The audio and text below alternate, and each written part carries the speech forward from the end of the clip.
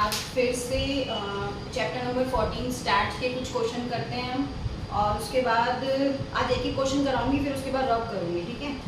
तो थोड़ा मैनेज कर लेना यार, अभी थोड़े सब्सक्राइबर बड़े नहीं हैं तो लाइव भी आएंगे जल्दी, है ना। अगर काम कुछ शुरू किया है तो उसको पूरा करके दम लेंगे, हार नहीं मानेंगे।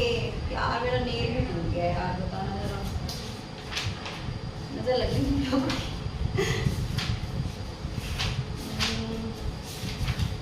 चैप्टर नंबर, अच्छा पहले हीरोन्स फॉर्मूला करा दूं।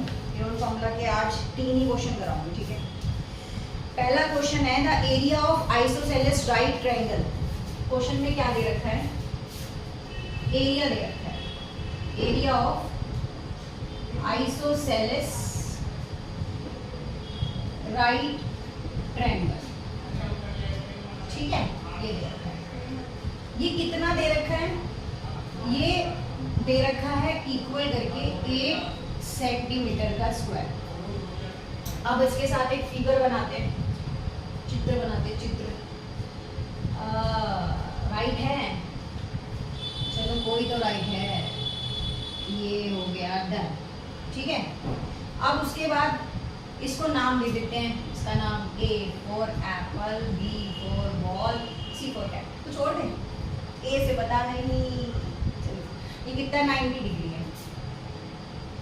अब आपको ये पता है कि जो आइसोसेलेस राइट ट्रायंगल होता है, ठीक है, मतलब कि समद्विबाहु त्रिभुज जो होता है, उसकी 2 साइड्स जो होती है वो इक्वल होती है। क्या होती है? इक्वल होती है।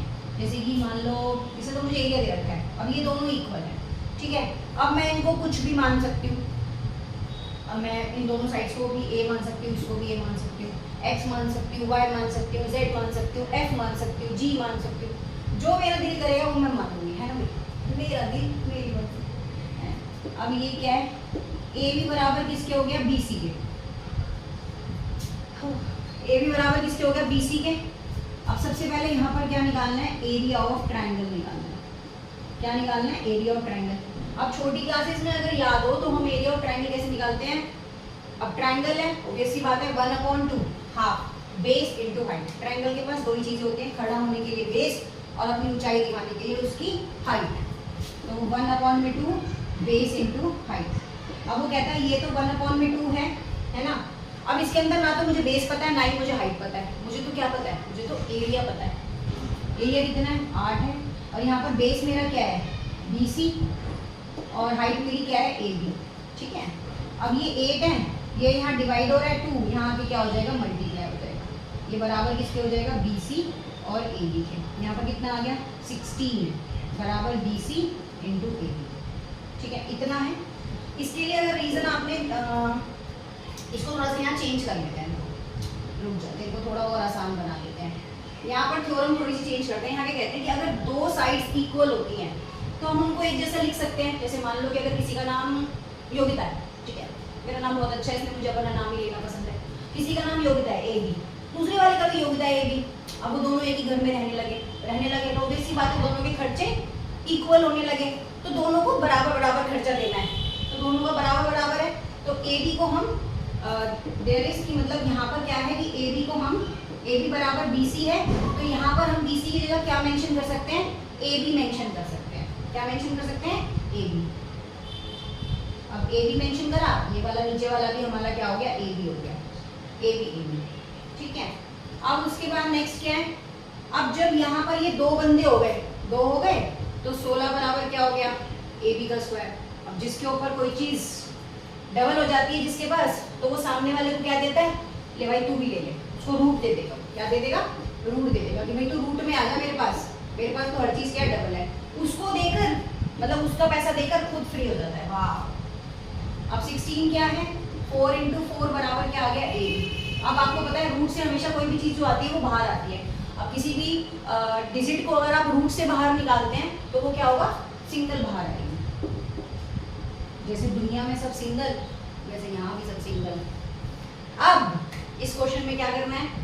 इस क्वेश्चन में लगानी है हमें बाय हमारी सबसे अच्छी, सबसे favourite theorem, by Pythagoras theorem, by using pytha theorem, ठीक है। बाय पाइथा क्या होगा, अब पाइथा के पास तीनों चीजें होती हैं, बेस भी होता है, हाइट भी होता है, और इन दोनों चीजों को मिलाकर वो अपना एक हाइपोटेन्यूज तैयार करता है, एक पिलर तैयार करता है कि हाँ इन दोनों के बीच में इतना डिस्टेंस है।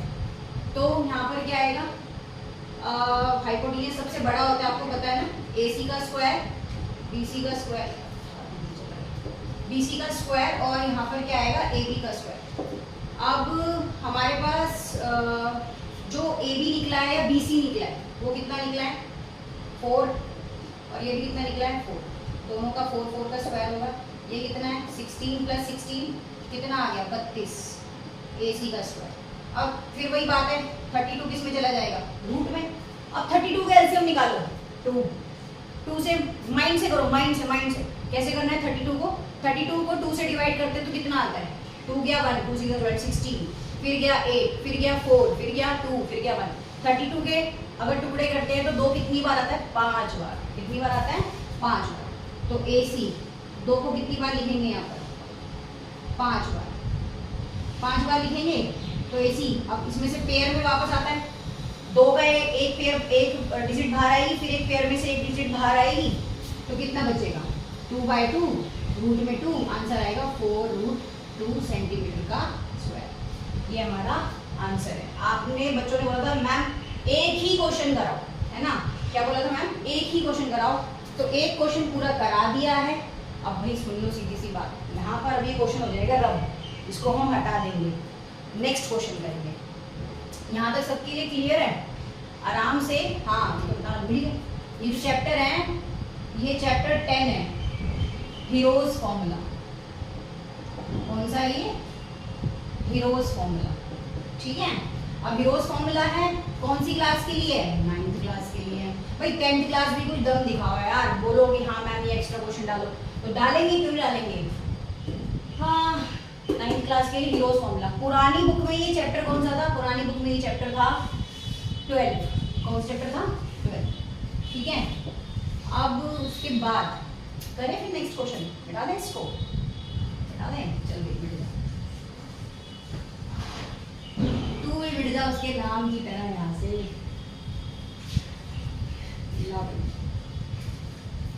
नेक्स्ट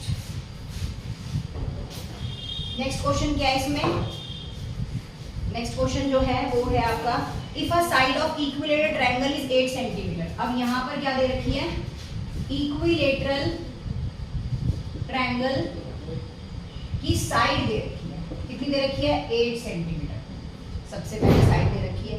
अब साइड दे रखी है तो एरिया ऑफ इक्विलेटरल ट्रायंगल आप लोगों को याद होना चाहिए, क्या होता है, एरिया ऑफ इक्विलेटरल ट्रायंगल क्या होता है, √3। अब बताओ अपॉन में 2 आएगा या 4 आएगा, जल्दी बताओ, 4 आएगा, 4 a का स्क्वायर। अब √3 अपॉन में 4, a कितना है हमारे पास, तो हमारी जो साइड है उसको हम a मान लेते हैं, क्योंकि a की जगह तो हम साइड ही रखेंगे। तो 8 × 8 काट दो, 4 1 = 4, 4 2 = 8, कितना आ गया, 16√3, ठीक है जी, यही है ना, हाँ यही हमारा आंसर है। वाह क्या बात है ना। ये मेंटल मैथ्स की बुक का क्वेश्चन नंबर 2 होगा आपका, कौन सा है, 2, ठीक है। और कौन सा, इनके क्वेश्चंस भी अगर चाहिए होंगे तो मुझे बता देना। क्वेश्चन वैसे आपके पास 9th क्लास और मेंटल मैथ्स की बुक तो होगी, सिंपल बता दें कि क्वेश्चन में क्या आएगा, क्वेश्चन में रिपीट कर देते हैं यहाँ पर धीरे धीरे। If a side of an equilateral triangle is 8 centimetre then find its area, ठीक है। 8 सेंटीमीटर की हमें एक समबाहु त्रिभुज की भुजा दी गई है, 8 सेंटीमीटर, उसके अंदर हमें समबाहु त्रिभुज का क्षेत्रफल ज्ञात करना है, ठीक है। अगला क्वेश्चन कराऊं, आज रहने दो, चलो अभी एक क्वेश्चन बाद में करेंगे। अब थोड़ा सा स्टैट का कर लेते हैं, 1-2 क्वेश्चन है ना, स्टैट के 2 क्वेश्चन कर लेते हैं। इसके बाद चैप्टर नंबर 14, अब यहाँ चैप्टर नंबर चेंज हो जाएगा, ठीक है। ये चैप्टर नंबर कौन सा हो जाएगा, चैप्टर नंबर हो जाएगा 14, ठीक है, 9th क्लास का। क्वेश्चन है 14 चैप्टर का क्वेश्चन नंबर किधर गया,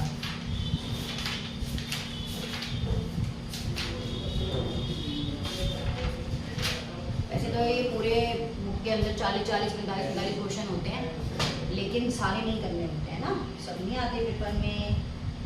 फाइंड द मीन ऑफ, पहला क्वेश्चन है find the mean of odd numbers between 90 to 100। अब इस क्वेश्चन की हिंदी क्या बनेगी, इस क्वेश्चन की हिंदी ये बनेगी कि 90 से 100 के बीच में, 90 से 100 के बीच में जितनी भी संख्याएं 3 से भाज्य होती है, 90 से 100 के बीच में जितनी भी संख्याएं 3 से भाज्य होती हैं उनका माध्य ज्ञात कीजिए। ठीक है, अब 90 से 100 के बीच में कितनी संख्या है आपकी? अच्छा पहले गिनती लिख लेते हैं, पहले गिनती 90, 91, 92, 93, 94, 95, 96 और 97, 98, 99, 100। 90, 91, 92, 93, 94, 95, 96, 97, 98, 99, 100। ठीक है, अब इसके बीच का क्या ज्ञात करना है, मुझे मीन ज्ञात करना है, लेकिन उससे पहले मेरे को इसके अंदर क्या निकालना पड़ेगा, odd numbers. Odd numbers means कौन से, जो 2 से भाग नहीं हो सकते। नंबर 1 91 आ गया यहाँ पर, 91, नंबर 2 93, नंबर 3 95, नंबर 4 97 और नंबर 5 99। ये ऐसे 3 नंबर हैं, ये पूरे 5 नंबर हैं जो कि 2 से भाग नहीं होते, ओड नंबर हैं, 3 से भाग हो जाते हैं। अच्छा 5 से हो जाएंगे, 5 से भी नहीं। चलो मीन निकालते हैं। मीन में क्या है, 91, 93, 95, 97, 99, नीचे कितना आ जाता है 5। अब माध्य ज्ञात करने का या मीन ज्ञात करने का मतलब क्या होता है, sum of the all numbers and नीचे आएगा नंबर ऑफ दी काउंटिंग, मतलब कितने नंबर्स आपके पास हैं उसकी काउंटिंग यहाँ नीचे आ जाएगी। या total number of observation, number of observation is मतलब लाइन के नीचे आ जाएगा और सम ऑफ दी नंबर्स लाइन के ऊपर आएगा। ठीक है, अब इनको प्लस कर लेते हैं। अब प्लस करना तो आता होगा यार, कि कराऊं, इन सबको प्लस करके आएगा 475 अपॉन में 5। अब कई बच्चों को क्या है कंफ्यूजन है, डिवाइड में भी, भैया ऐसे मत करो यार, 9th 10th क्लास में आ गए हो और इतने इतने झटके देते हो, बस पूछो मत, ऐसा लगता है पता नहीं।